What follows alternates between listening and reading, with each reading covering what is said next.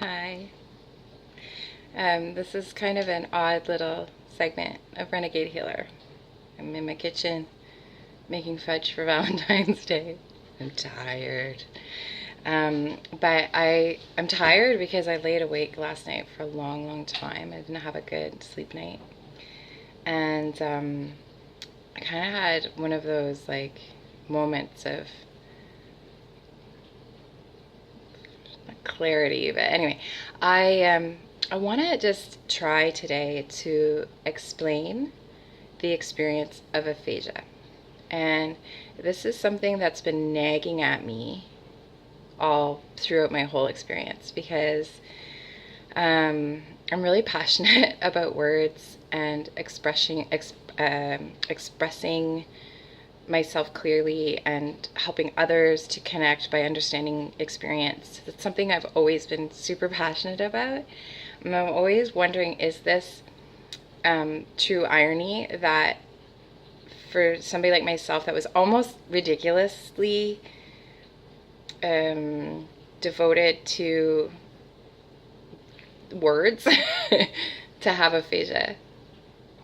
Alanis Morissette ruined my understanding of irony, so I don't know if this is true irony or not, but I think it is.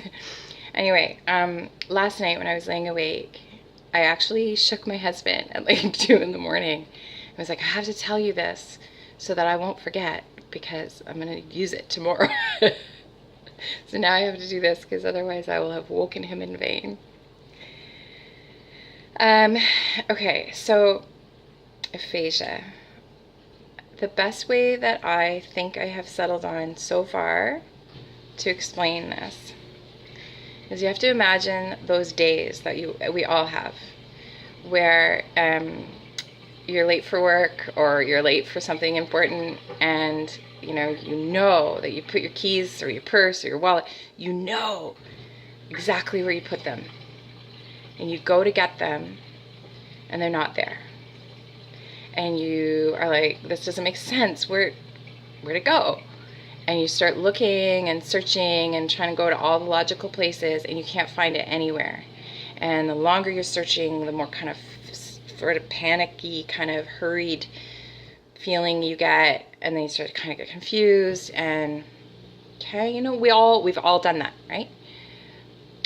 That's the feeling I get when I'm in a social situation and I am looking for a word or my thought. So, I mean, this isn't always the exact same thing, but this is very recurrent, and probably the hardest part about aphasia is this sense that I go for my word and it's not where it should be. I know it's there. I know I have this vocabulary. I know exactly what I want to say. But for whatever reason, it's not available to me. And the more I reach for it or try to find it, the more sense of it slipping away, or sometimes I just actually get confused. And there are times when it's so profound, I guess. The experience is very intense enough that it's happening, and as I'm speaking, I'm not completely certain if I'm making sense or not.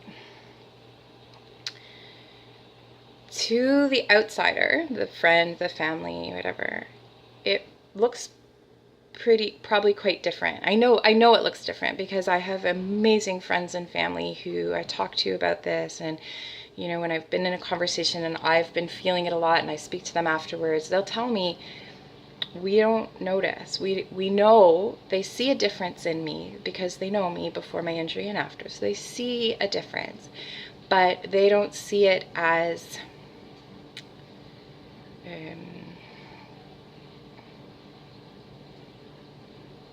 they don't see it as being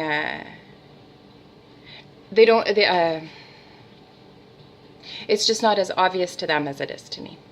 Yeah. And one of the reasons I know that it's so obvious to me is because this has always been a passion for me to be able to express myself well, as I've already said. But also it's because we all have moments, right?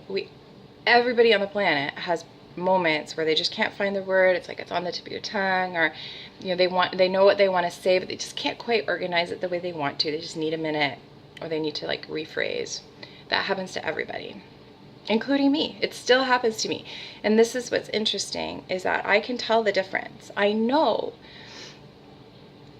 through just some subtleties that I can't quite put a finger on, but I do know the difference between a moment where, I don't know, is it called being aphasic? I don't know. Where a moment where it's the aphasia that's causing the issue, and when I'm just having like a normal, typical brain fart moment. So that's interesting. That's just interesting. But where it can be challenging is because the people around us, because it's so a quiet process, and the people around us don't necessarily recognize what's happening. The amount of fatigue it causes isn't recognizable either. And if you're really lucky, as I am, the people around you, they just understand it emotionally and academically. They trust and they know that it's harder on me than they can see, and they're super supportive and kind, and I know how lucky I am. For a lot of people, it's really hard for a loved one, a friend, a family, to be accommodating to something that they don't understand and can't see. So people get really tired really quickly. We get kind of grumpy because we're tired, and also because, man, like when you want to express yourself and you can't, and the process of trying is exhausting you, it's kind of irritating, you know? So sometimes we're just grumpy because we're tired of the struggle, you know? And definitely that's the case for me. So yeah, so that's it. That's the I just kind of wanted to offer that analogy of like that searching. It should be here. Why isn't it here? What's going on? You know, that feeling, because I think that's very relatable. But then I'll offer a couple other kind of examples and thoughts. So all along, I've always referred to what I experience as the vortex, because it feels to me like there's this swirling kind of empty space that wasn't empty before I hit my head. That it does. It honestly feels like when I hit my head, all the stuff in this section of my brain just like plopped out. Like the bucket got dumped, you know? And that space is still there. You know, this is just an analogy, right? I know that this didn't actually happen. I know you can't feel the brain, but this is just how I kind of envision it. And that sometimes when I go to reach for a word, or I go to find my thought, it slips through this like black hole in my mind into this space where it can't be reached. I know it's there. I should be able to get it, but I can't. Yeah, so that's the vortex.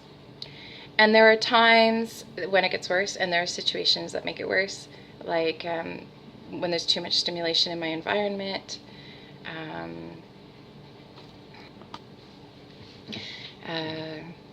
Too much stimulation is a big one. If I'm trying multitasking, the comedic things that have happened in my kitchen when my children are telling me stories while I try to bake or cook or prepare a lunch, like, whoosh, I just can't do it. What else? Being tired is a big one, really big one. Being caught in an unexpected conversation where I don't really have my thoughts gathered, and I sort of have to try to be quick on my feet. not so quick. And I often, it will appear as if I don't really know what I'm talking about or what I want to say, but in truth I do. It's just that it's very slow for the thoughts and the words to come forward, and because I'm trying to be quick, it's almost counterproductive. The more pressure I feel I'm under, the slower I seem to get. I'm not sure if I already said making decisions, but that's a big one as well. And it can be something small. You know, if I'm in a restaurant and a waitress comes to the table and asks if we're ready to order and we're not ready to order, I mean, I won't even be able to think of the words for can I just have a water, or can I, like, I just will, I call it stalling out. I just stall out, nothing will come forward. So that can be problematic.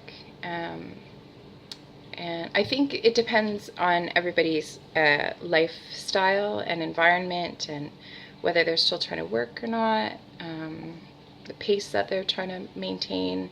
Everybody will be different in how aphasia affects them and the moments where it becomes more problematic. But I think it's important for loved ones and friends and family to recognize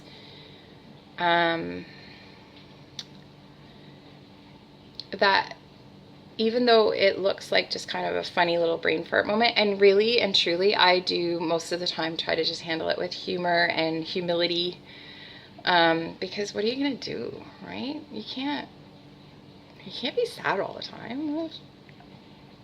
And really, what's there to be sad about? I just talk different than I used to, you know. I'm a little bit less articulate than I want to be, you know. Like, as long as I still can interact and have fun and show my love, then we're good, right? But we're human, and there's times where we just want to be more able to express ourselves, and we just want it to not take so much energy, and we're just tired. And when from the outside looking in, when it doesn't look like that much of a big deal, and you don't really understand emotionally and energetically what's happening for the person with aphasia, it can be confusing. And it can be really confusing if we get, you know, sometimes, speaking for myself, I do get kind of irritable. I would say, to be honest, I think I get more irritable around the confusion than the word finding. So sometimes it's the word finding or the thought finding or the problem solving that is the trigger, you know, like just too much being asked of me at once. I don't care if I'm stammering a little bit and I'm slowing down. But if I start to get confused, then I get irritated. I'm not sure if I'm making sense, but the point is, if we can be mindful and understanding, then it's easier on everybody.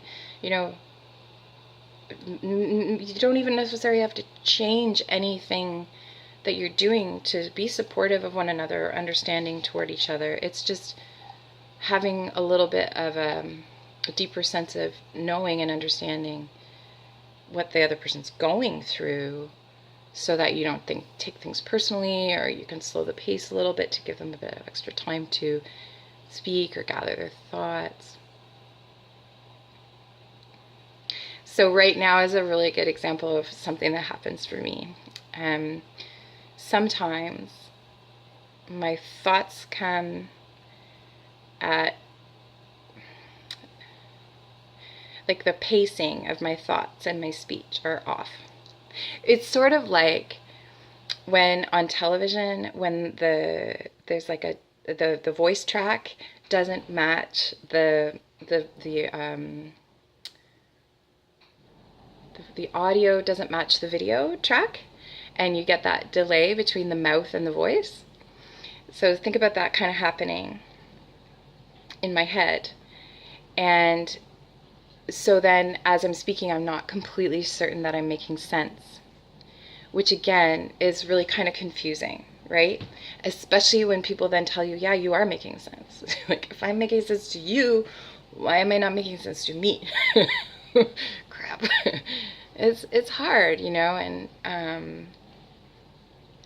this is just my experience. The other people have different experience. But anyway, I just wanted to try and share that. I don't know if it'll be helpful, but I kind of feel like it's always helpful to try to just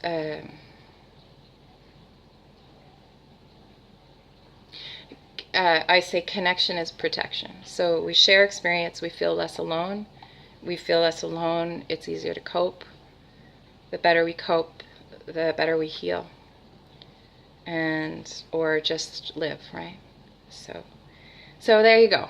I hope it reaches the people who need it. And next time you see me, we'll be in our more standard Renegade healer kind of conversation.